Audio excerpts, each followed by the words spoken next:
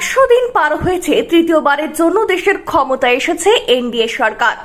মঙ্গলবার এই সরকারের সেঞ্চুরি ডেতে এক দেশ এক ভোট প্রক্রিয়া লাগু করার ইঙ্গিত দেন কেন্দ্রীয় স্বরাষ্ট্রমন্ত্রী অমিত শাহ।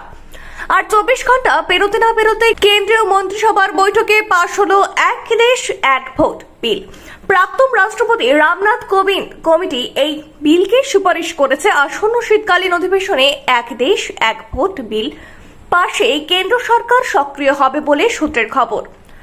গত বছর 1 সেপ্টেম্বর এক দেশ এক ভোট বিলের বাস্তবতা খতিয়ে দেখতে প্রাক্তন রাষ্ট্রপতি রামনাথ কোবিন্দের নেতৃত্বে একটি কমিটি গঠন করে দেয় কেন্দ্র সরকার। চলতি বছর 14 মার্চে সেই কমিটি রাষ্ট্রপতি ভবনে গিয়ে দ্রৌপদী মুর্মুর কাছে একটি রিপোর্ট জমা দিয়েছিল। কমিটির সেই রিপোর্টে অবশেষে আসে কেন্দ্রীয় মন্ত্রিসভা এবং এবার মন্ত্রিসভার বৈঠকে এক দেশ এক ভোট বিলে শিলমোহর পড়ল।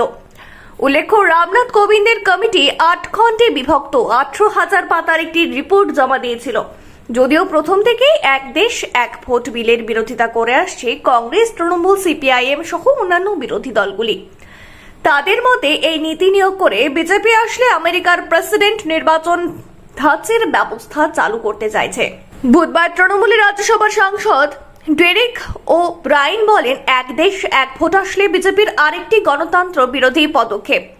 কংগ্রেসের মতে যুক্তরাষ্ট্রীয় কাঠামোয় এবং বিধায়ক নির্বাচনের ক্ষেত্রে ভারতবর্ষে যেটুকু বৈচিত্র্য অবশিষ্ট রয়েছে তা বিজেপির এই আগ্রাসী পদক্ষেপের সামনে ভেঙে পড়বে। রাজনৈতিক বিশেষজ্ঞরা মনে করছেন, লোকসভা ভোটের সঙ্গে বিধানসভা ভোট জুড়ে দিলে আঞ্চলিক দলগুলো কার্যত নিজেদের ক্ষমতা হারাবে।